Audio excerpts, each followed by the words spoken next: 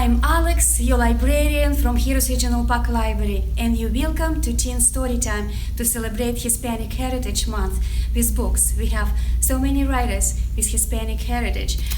Lilian Rivera, Never Look Back, about Puerto Rican and Puerto Rico. Check it out, this book. Then Matt Mendes. Matt Mendes was born in El Paso.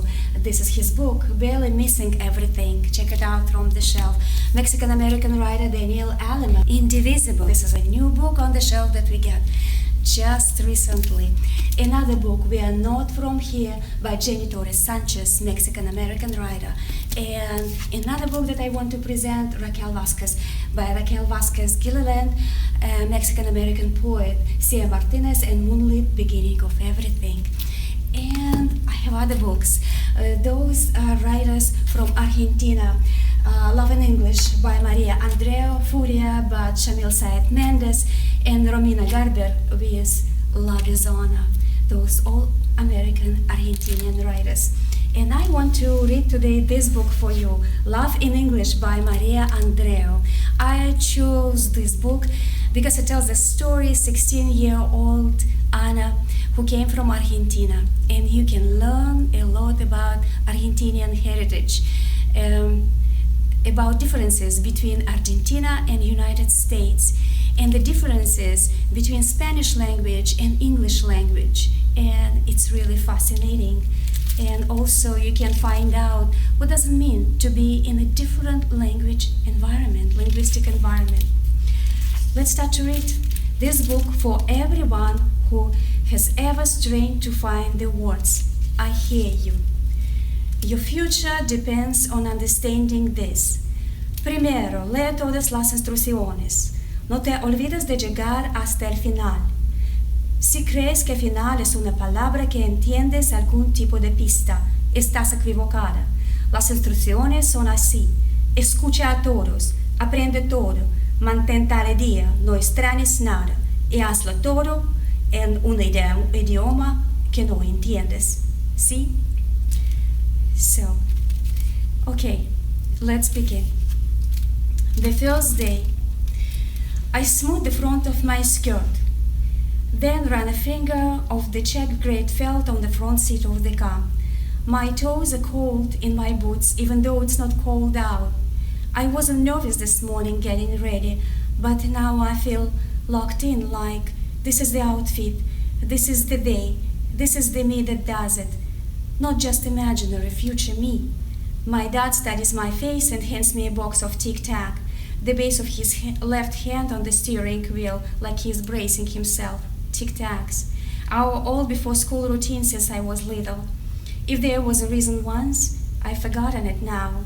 I shouldn't be surprised that there are Tic Tacs here, but I am. Their rattle feels like it comes from far away. I popped one in my mouth. I hand the box back. Everything has been strange in the 2 weeks since my mom and I got into this country, to our new home in New Jersey on 85th Street in a small town. It is a place that hasn't decided if it wants to grow up to be a farm or a strip mall. Everything is green and pushy here, insisting on itself. The landscape is not scrappy like it is back home in Argentina. My mom listens to the radio in Spanish, but it is not the Spanish we speak. Cashiers always seems to be in such a hurry, like they are paid by the customer. Another strange thing, we drive everywhere, moving from bubble to bubble, from our dingy new apartment to the car, to the store and back, and now this school. I sit and look at the building unfriendly brick face. My father's eyes watch me. You will be okay, Anna, he says in English. He insists that my family only speak English so we can learn it faster. You just have to get through the first day. That's not true, and he knows it. Today is the first day of more days than I can count. He continues, everyone will want to know who the new student is. I still do not look his way. It's our new adventure, he says in tone that begs me to agree. I look at him finally. It is still jarring, this new father of mine, 3 years older than the one who last lived with me. His face is rounder. The battalion at the front lines of his head has lost several rows of troops to the balding brigade. We used to Skype with him all the time when my mom and I were back home and he was here. But it's different in person.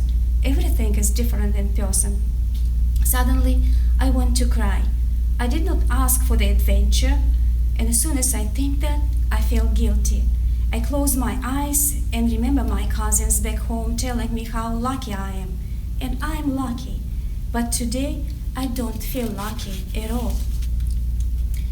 Los números. 19 million.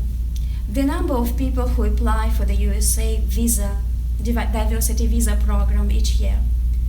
Less than 1%. Immigrants who get a green card. 17 times my father entered the immigration lottery to get papers to come to the United States.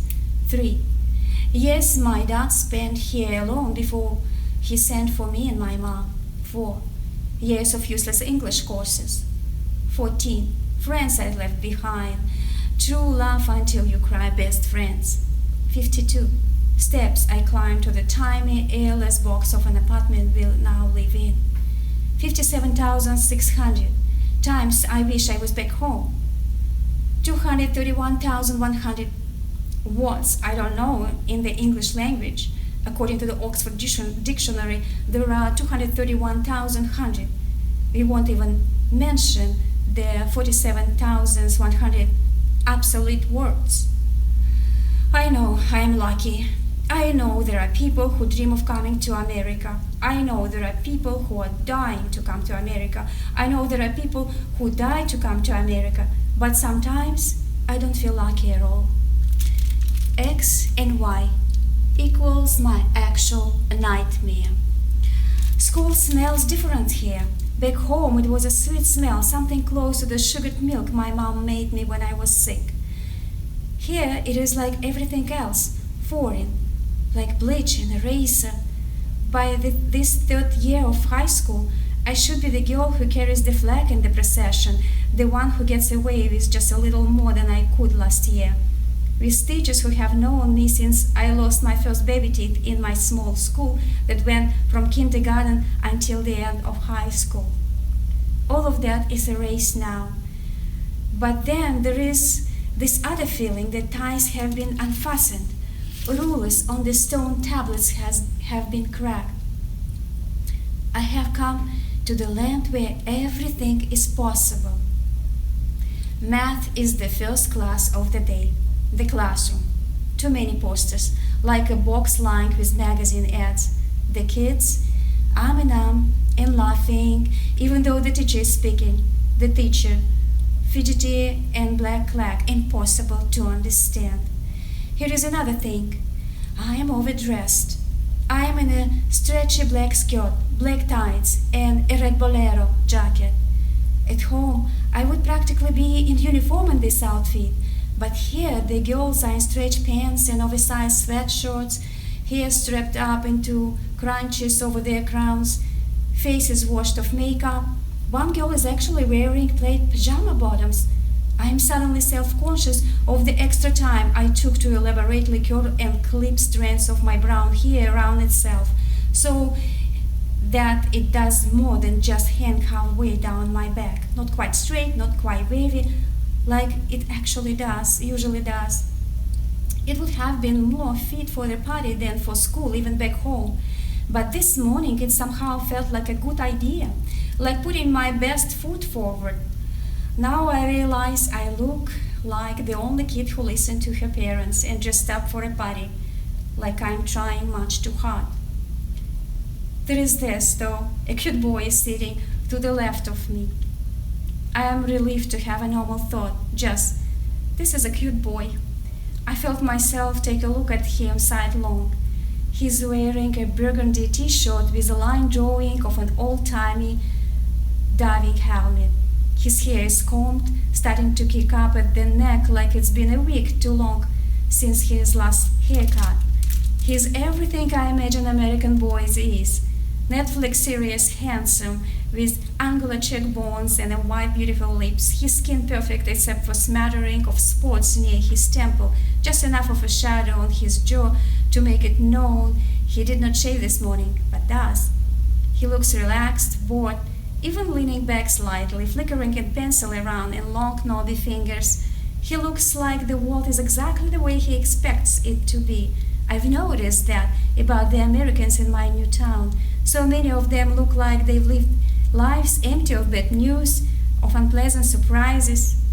Anna, the teacher says, flipping the longer side of her hair back, looking at a list. I look around. Could there be more than one? Wah wah wah wah wah wah wah wah wah wah wah wah wah wah wah wah wah, she says. She waits, looking at me. She's expecting something. My heart starts pounding. Wah wah wah wah wah wah wah. She tries again. To me, she could be saying anything. I took 4 years of English back home. I watched all kinds of subtitle American movies and television shows. It was one of the reasons I didn't worry about coming here. I knew this place before I got here. And so I thought. Hearing English here so fast, it's impossible to understand. She's just written a problem on the board. Does she want me to give her the answer? I squint up at the equation. I do know how to do it. I walk to the front of the class. I can feel eyes on me and hear a few snickers in the back of the room. I hear one girl say, "Check this out." She means me. I am the this. I should take some comfort, at least I understood that snickering. I stand next to the teacher, waiting for her to hand me the marker. Her badly dyed hair covers half her face. She looks at me, confused. Giggles are popping up like popcorn in more parts of the class. And so I pick up an extra marker and quickly begin the problem. Two guys laugh loud in the back and one slap another on the chest backhanded. Still, the teacher says nothing. I search my panicked brain for appropriate words, but all I can say is, I do math. The whole room bursts into laughter. A ripple goes over the teacher's face and confusion is replaced with pity. She feels sorry for me. "Oh, honey, no," she says. Wah wah wah wah wah wah wah wah wah wah wah wah wah wah wah wah wah wah wah. More words. I don't understand. Finally, she picks up a book off her desk. She asks slowly and greatly exaggerating her syllables. "You have book?" Oh dear God. She asked me if I had the book, not to come up to the board and do a problem. I clench a fist, erupt out what I've written on the board with the urge of it. More laughter. My insides turn to ooze and filter down to my knees. Please let me melt and slither away in a liquid version of myself, preferably an invisible one. She says something to the class that sounds scalding, but I can't make it out through the rushing sound in my ears, a sound like a river. I grab the book from her and make my way back to my desk. Deep breath. Don't cry. Crying would make this so much worse. Still, the shame comes in waves and threatens to pull me down in full of sobs. Don't cry, don't cry, don't cry. The teacher talks, but I can't hear her, just the rushing in my ears. Then she sits down. Her desk seems too big for her. She's written a page number on the board, +1-7. People are scribbling. She must have assigned problems. I accidentally catch the eye of the boy next to me, the one with burgundy diver's helmet t-shirt. He smiles at me. I still want my desk to be sucked into another dimension with me in it, so I dart my eyes away. I put my things in my bag. The book is huge and barely fits. I shove it in and close the zipper over it. I walk up to the desk. The tears are right under the surface. The teacher looks up again. "Bathroom?" I ask. Thankfully, that word is a sentence of its own. And this chapter ending with a poem. I am. I am is the shortest sentence I know in the English language. Soy and estoy mezclados. Like here, there is only one way to be, all permanent. I'm Anna. I am from Argentina. I have 16 years, no, I am 16 years old. I am in this place, a soy kind of am, not in a story kind of am. In Spanish, a story gives me you a way out. Here I am, makes everything sound like an identity, not a thing that can pass like in Spanish. I am a poet. I am a poet without words. I am. I am. I am. I hope you enjoyed the story time today. Have a wonderful day and happy school year. I will see you in the library. Bye bye.